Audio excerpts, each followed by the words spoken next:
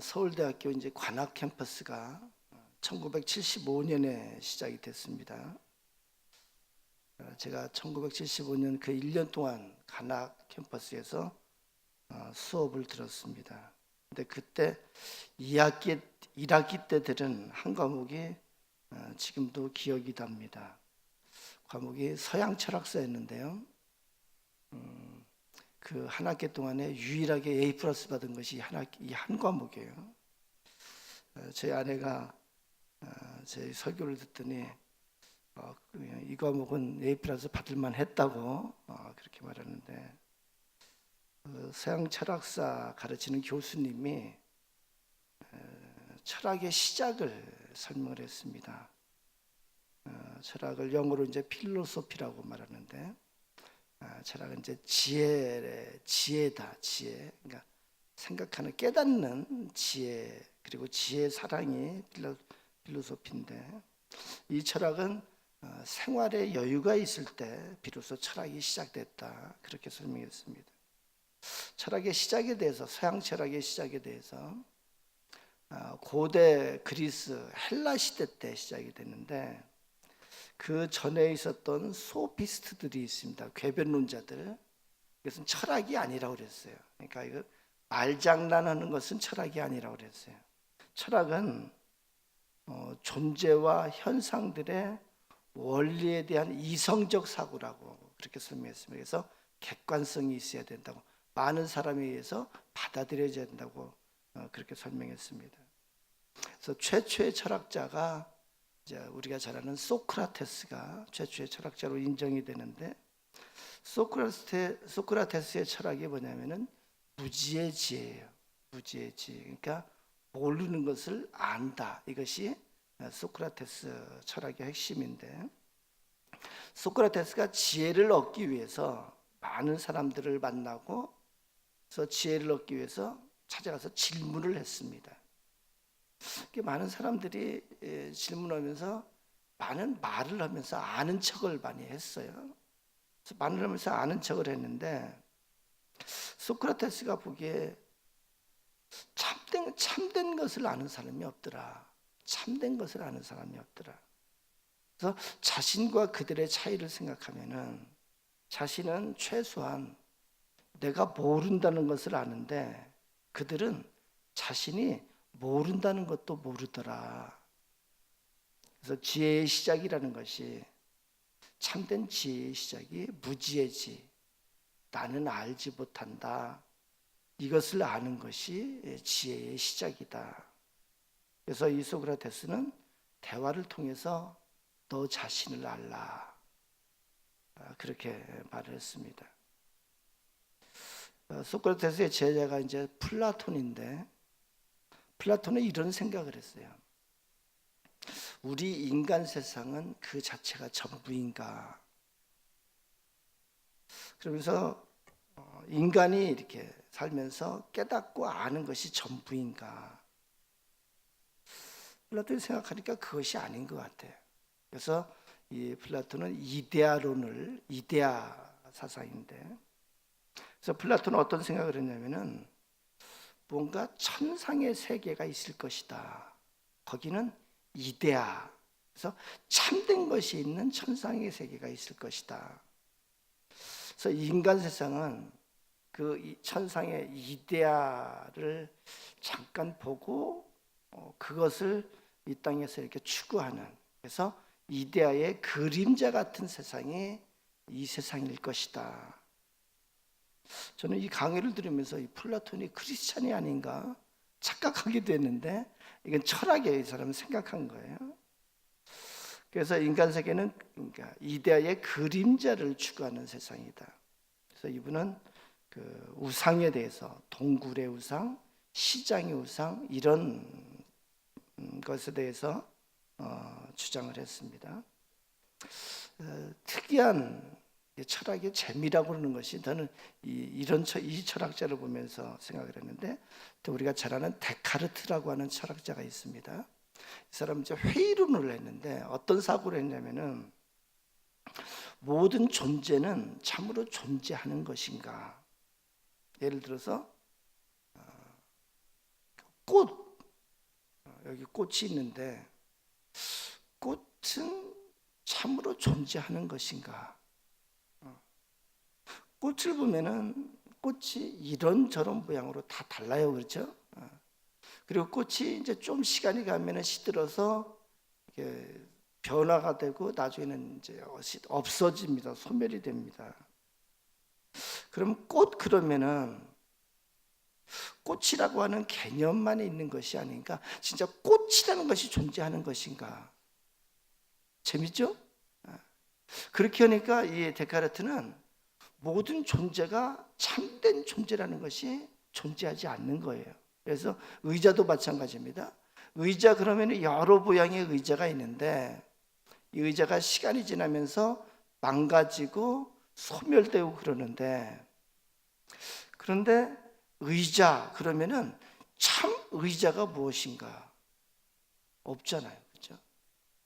그래서 이 데카르트는 모든 것에 대해서 이렇게 참된 존재에 대해서 깨닫지를 못하고 회의를 하게 됩니다. 그렇게 사고 중에 어떤 깨달음이 있어서 아주 유명한 말을 했습니다. 나는 생각한다. 고로 나는 존재한다. 코기토 예르고숨. 무슨 말이냐면 그러면서 이런 생각을 했어요. 모든 존재가 확실히 존재하는 것이 아니지만 그렇지만 이런 사고를 하는 나는 존재하는 것이 아닌가. 나라는 존재는 존재하는 것이 아닌가. 그래서 나는 생각한다. 고로 나는 존재한다. 그런 내용도 강의했는데 기억이 납니다.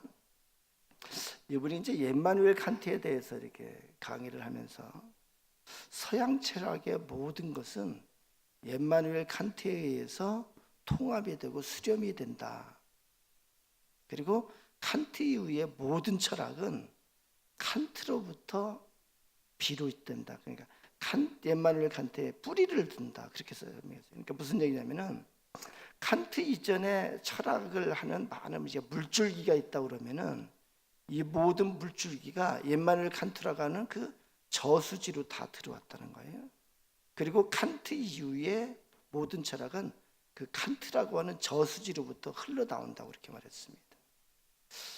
임마누엘 칸트는 그렇게 위대한 철학자라고 그렇게 했습니다. 생각나는 것은 제가 이제 지금 이 얘기를 하려고 제가 여태까지 얘기했는데, 이 교수님이 첫 시간에 무슨 얘기를 했냐면은 철학의 전제가 있는데, 철학의 전제는 인간에 대해서 인간은 피투체다. 이것이 철학의 전제다. 그래요. 그건 무슨 얘기냐면 피투체가 이제 피투성이가 아니고 한자로 피동태 던져진 문체, 스스로 이렇게 그냥 인간이란 존재는 뭔가에 의해서 던져진 존재. 그래서 철학은 우리가 이렇게 존재하는 인간으로서 철학이 시작되는 것이다. 그래서 예를 들어서 철학에서 이 인간이 어떻게 시작이 됐나 이런 것은 철학의 대상이 안 된다는 거예요. 그래서 인간은 어디서 와서 어디로 가는가, 이건 철학의 범위가 될까요?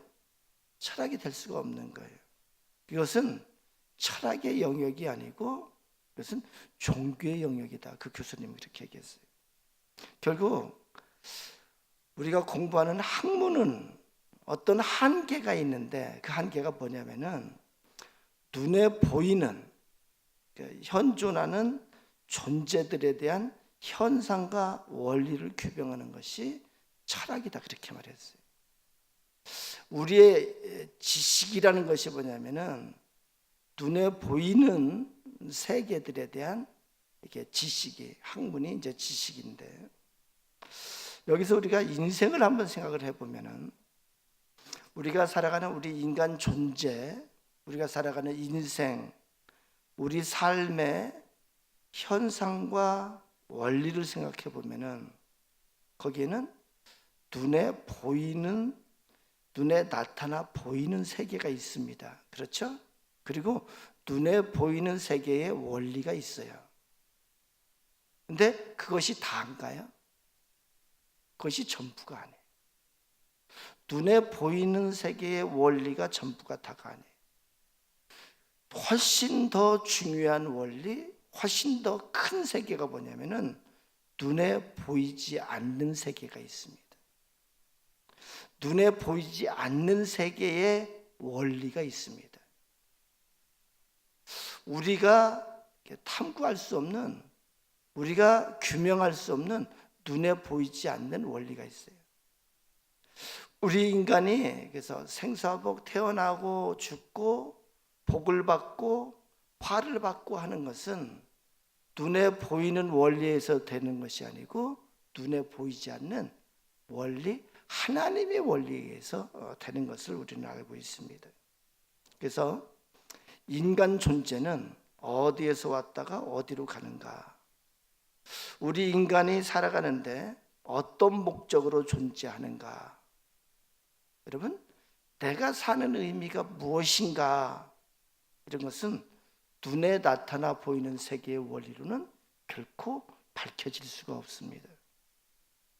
무슨 말씀이냐면 히브리서 11장 3절에 이렇게 말합니다.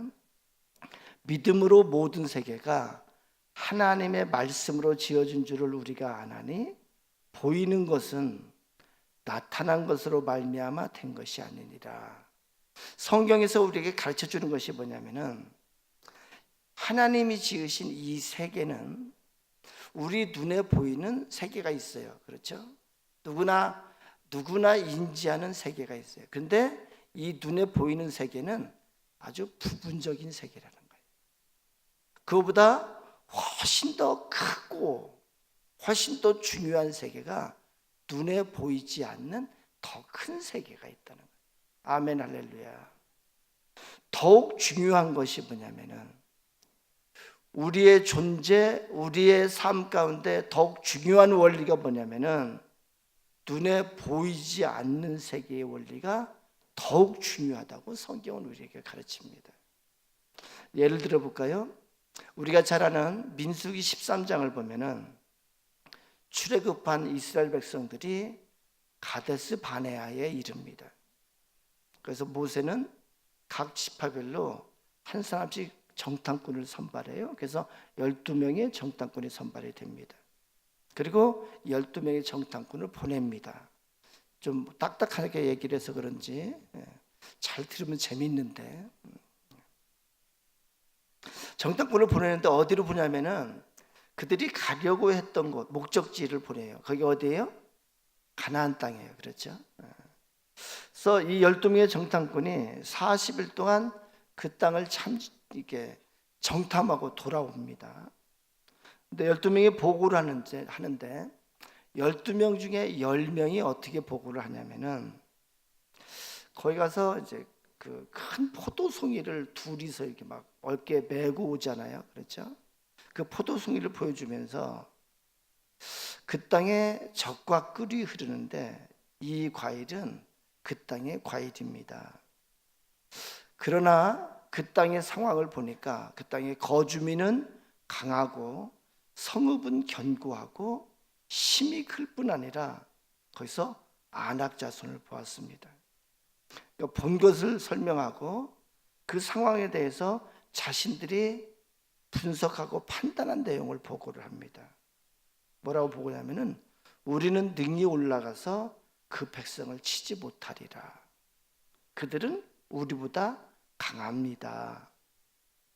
우리가 두루다니며 정탐한 땅은 그 거주민을 삼키는 땅이요, 거기서 본 모든 백성은 신장이 장대한 자들이며 거기서 네피림 후손인 아낙 자손의 거인들을 보았나니 우리는 스스로 보기에도 메뚜기 같으니 그들이 보기에도 그와 같았을 것이니라. 그래서 이들이 보고한 것은 우리는 절대 그 땅을 차지할 수 없다. 우리는 능력이 안 된다. 이렇게 보고했어요. 12명 중에 10명의 분석과 판단이에요. 더 객관적이었을 것 같습니다. 그렇죠? 근데 12명 중에 2명, 여호수아와 갈렙은 분석과 판단한 것이 열매과 다릅니다. 이 둘은 뭐라고 말하냐면은 정반대로 보고를 합니다. 우리가 곧 올라가서 그 땅을 취하자. 우리가 등이 이기리라. 우리가 두루 다니며 정탐한 땅은 심히 아름다운 땅이라 여호와께서 우리를 기뻐하시면 우리를 그 땅으로 인도하여 들이시고 그 땅을 우리에게 주시리라. 그들은 우리의 먹이라. 그들의 보호자는 그들에게서 떠났고 여호와는 우리와 함께 하시느니라. 10사람의 상황 판단은 뭐에 근거를 뒀냐면은 눈에 보이는 세계만 봤습니다. 보이는 상황만 가지고 인간의 판단만 했습니다. 눈에 보이지 않는 하나님의 세계의 원리는 생각을 하지 않았습니다. 하나님을 배제했어요. 그 상황 가운데서 판단하는데 하나님을 인정하지 않았습니다. 하나님의 약속, 하나님의 뜻, 하나님의 실존, 하나님의 말씀, 하나님의 섭리, 하나님의 계획을 생각하지 않았어요. 이것을 불신앙이라고 그렇게 말합니다. 그와 대비해서 여호수아와 갈렙은 눈에 보이지 않는 세계의 원리를 중요시했습니다. 하나님의 존재를 먼저 인정했어요. 그리고 하나님의 존재를 인정하면서 그 상황에 대한 분석을 했습니다. 할렐루야. 하나님의 뜻, 하나님의 의도, 하나님의 계획을 생각했어요. 하나님의 백성은 하나님을 신앙하는 자예요. 여호수아와 갈렙은 눈에 보이는 인간의 세계만 본 것이 아니고 눈에 보이지 않는 하나님을 전제로 했습니다. 이것이 신앙이에요. 할렐루야. 여러분에게 그런 신앙이 있기를 축원합니다. 하나님께서 어떻게 반응을 하시냐면은 민수기 14장 11절에 보면은 이 백성이 어느 때까지 나를 멸시하겠느냐. 내가 그들 중에 많은 이적을 행하였으나 어느 때까지 나를 믿지 않겠느냐. 그래서 하나님께서 이 불신앙하는 자에 대해서 진노하십니다.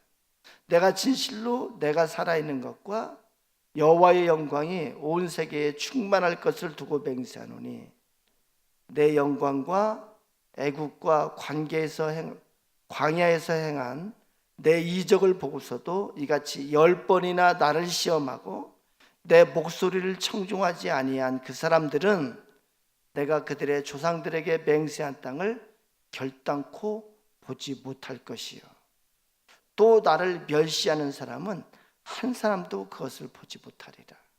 할렐루야. 하나님은 하나님의 백성들이 하나님을 불신앙하는 것에 대해서 크게 진노하셨어요.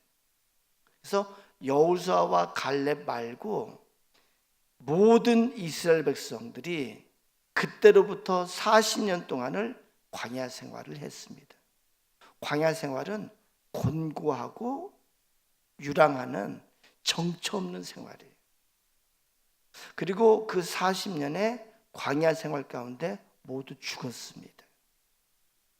한 사람도 가나안 땅에 들어가지 못했습니다.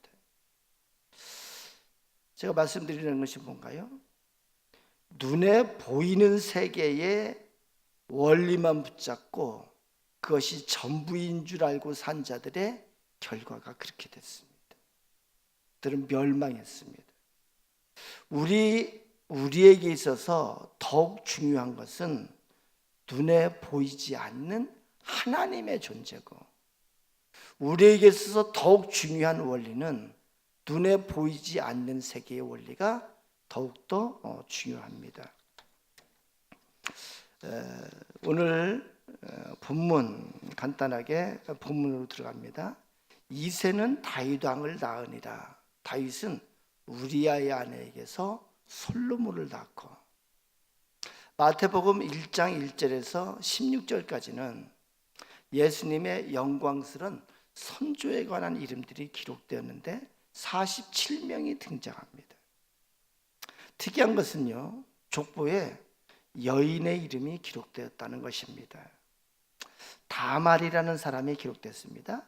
유다는 다말에게서 베레스와 세레를 낳고, 여러분 좋은 교회 다니니까 다말 그럼 다 알 것 같아서 설명을 안 합니다. 라합이 기록되었습니다. 살몬은 라합에게서 보아스를 낳고, 룻이 기록되었습니다. 보아스는 룻에게서 오벳을 낳고, 이름이 직접 기록되지 않았지만 오직 오늘 본문에 다윗은 우리야의 아내에게서 솔로몬을 낳고, 또 마리아가 기록됐습니다. 마리아에게서 그리스도라 칭하는 예수가 나시니라. 족보에 여인들의 이름이 기록된 것도 특이한데, 그 여인들 중에 이름이 기록되지 않은 여인이 있습니다. 누구예요? 우리아의 아내. 근데 제가 이런 질문을 했습니다. 성경은 왜 우리아의 아내라고 기록했을까? 여러분, 마태복음을 썼어요. 그렇죠? 마태가 그 이름을 몰라서 그랬을까요? 근데 여러분, 그 이름을 여러분 알지 않나요? 그 이름이 뭐예요? 여러분 잘 아시네. 밧세바예요. 그렇죠? 우리도 아는 이름인데 마태가 모를 리가 없습니다. 그런데 왜 밧세바라고 기록하지 않고 우리아의 아내라고 기록하고 있을까요? 또 하나 질문이 있습니다. 이런 식으로 다른 완전히 외간, 이 족보에서 보면 완전히 그러니까 외간 남자예요. 완전히 다른 남자 이름이 이 족보에 들어간 경우가 없습니다. 근데 이 경우만 특이하게 우리아의 아내에게서 이렇게 기록하고 있습니다. 우리아는 왜 예수님의 족보에 기록된 것일까요? 우리아와 예수님의 족보 사이에 무슨 연관이 있나요? 전혀 연관이 없습니다. 혹시 성경을 기록한 마태가 본래 밧세바라고 기록해야 되는데 실수해서 우리아의 아내라고 그렇게 기록한 것일까요? 여러분 고개를 절레절레 주셨습니다. 고마워요. 성경은 성령의 감동으로 기록이 되었어요. 그러니까 성경을 기록할 때는 하나님의 뜻이 이 안에 있는 거예요. 그러면은 우리아의 아내라고 기록하게 하신 것은 하나님의 의도, 하나님의 뜻이 있었다는 거예요. 우리아라고 하는 인물이 어떤 인물입니까? BC 1100년경 다윗 시대에, 그러니까 지금부터 3100년 전쯤에 살았던 사람이에요. 그러니까 예수님 오시기 약 1100년쯤 전에 살았던 사람이에요. 우리아는 밧세바의 남편이었습니다. 그 뜻은 여호와는 빛이시다, 이런 뜻입니다. 우리아는 충성된 사람이었습니다. 우리아에 대해서 말할 때 햇사람 우리아라고 말하는 것은 우리아가 이방인 출신이라는 것입니다. 우리아가 이방인 출신이지만 다윗의 용사 30인 중에 하나가 되었다는 것은 그의 충성이 특별한 충성이었다는 것을 우리는 알 수 있습니다. 그가 어느 정도로 충성을 했나요? 전쟁 중에 있는 우리아를 다윗이 왕궁으로 불렀습니다. 그래서 왕이 직접 독대해서 큰 잔치를 베풀어 줍니다. 그리고 왕이 말합니다. 이제는 네 집으로 데려가서 좀 쉬어라. 그랬더니 우리아가 집으로 데려가지 않고 그 왕궁 문에서 그 왕궁을 지키는 그 군사들과 거기서 같이 잠을 잤습니다. 다음 날 다윗이 불러서 야단을 칩니다. 내가 특별 휴가를 줬는데 너는 내 말을 듣지 않느냐? 어찌하여 네 집으로 데려가지 않았느냐? 그랬더니 우리아가 대답합니다. 언약궤와 이스라엘과 유다가 야영 중에 있고 내 주 요압과 내 왕의 부하들이 바깥들에 진치고 있거늘 내가 어찌 내 집으로 가서 먹고 마시고 내 처와 같이 자리이까. 우리아는 이만큼 충성된 사람이었습니다.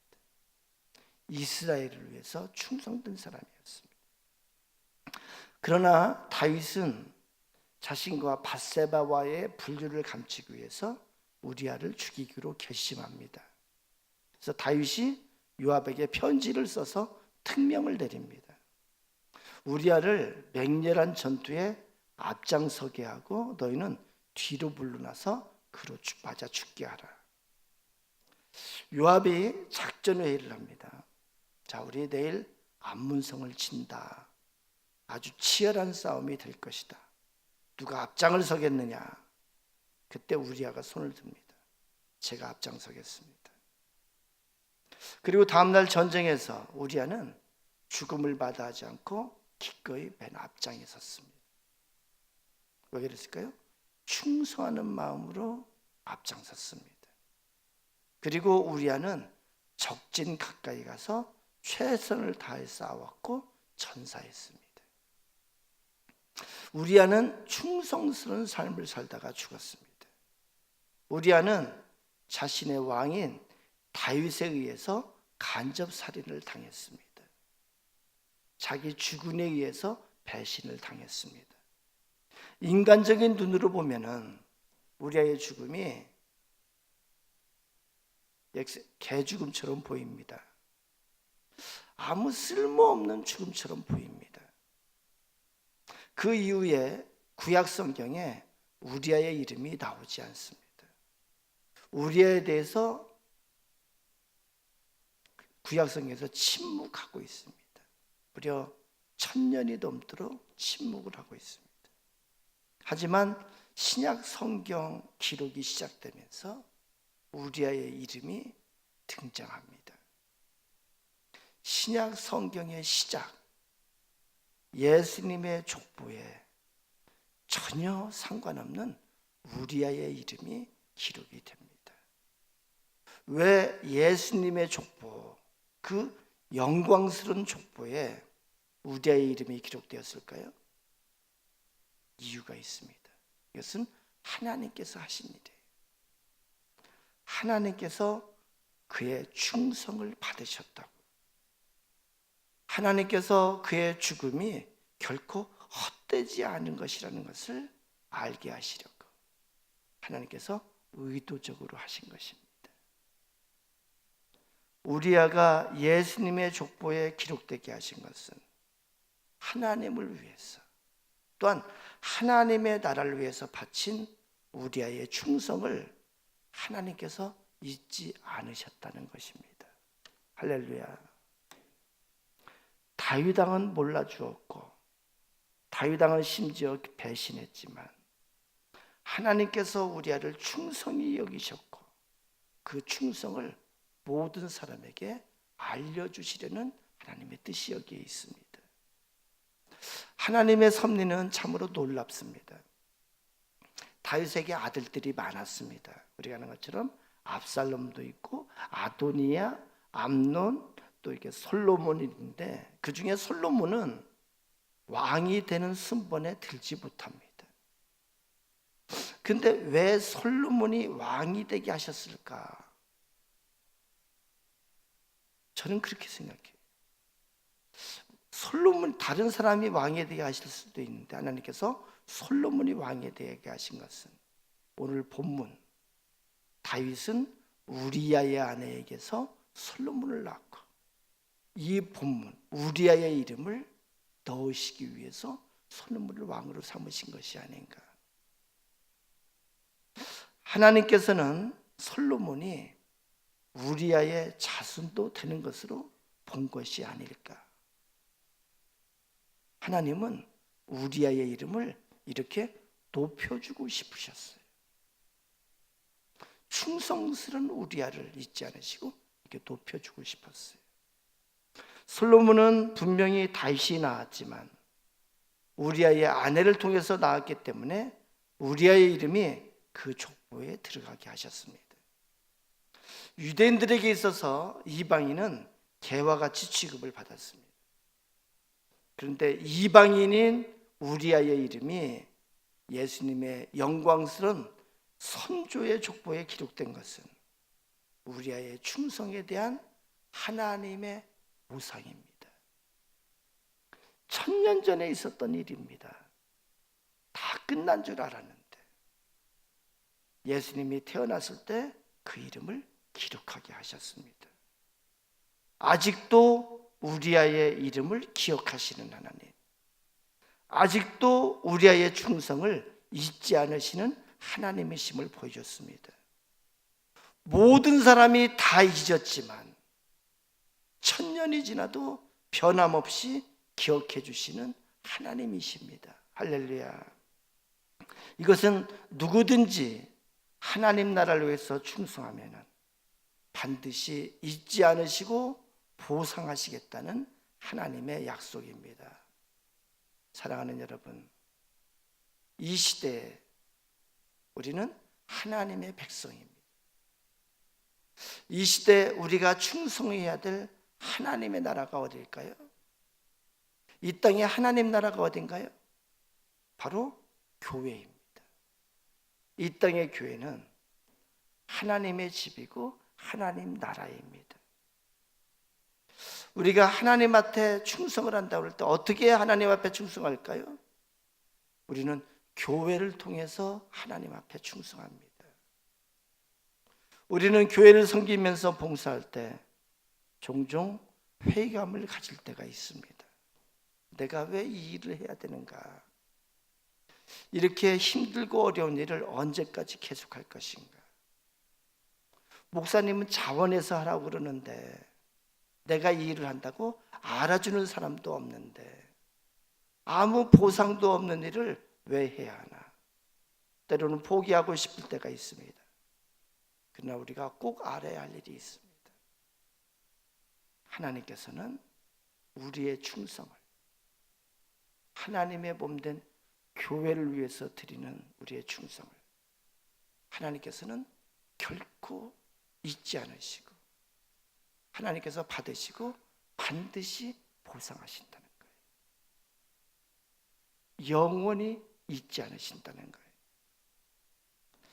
하나님께서는 우리 각자에게 교회의 지체로서 또 직분과 역할을 맡겨주셨습니다. 그리고 그 직분을 통해서 충성하도록 하나님께서는 기대하십니다. 때로는 힘들고 어렵지만 나의 충성, 하나님 앞에 드리는 충성임을 믿고 이 2018년 한 해 동안 하나님 앞에 충성된 자세로 교회를 섬기는 여러분 되시기를 축원합니다. 헌신은 어떻게 할 수 있나요? 시간으로 충성해야 돼. 재물로 충성해야 돼. 재능으로 충성해야 돼. 관계를 통해서 충성해야 돼. 여러분에게 맡겨진 2018년의 직분과 역할을 귀한 것으로 알고 이 세상의 그 무슨 직분보다도 하나님께 받은 직분이 귀한 것임을 알고 그렇게 하나님 앞에 충성할 때 그 충성을 통해서 하나님께서 반드시 기억하시고 여러분의 가정과 여러분의 자자손손과 하나님 나라에서 영원한 상급으로 여러분에게 갚아주실 것을 믿습니다. 하나님 나라를 위해서 바치는 충성 하나님께서 결코 잊지 않으십니다. 반드시 보상하시기로 약속하셨습니다. 하나님의 영광스러운 보상이 여러분에게 차고 넘칠 줄로 믿습니다.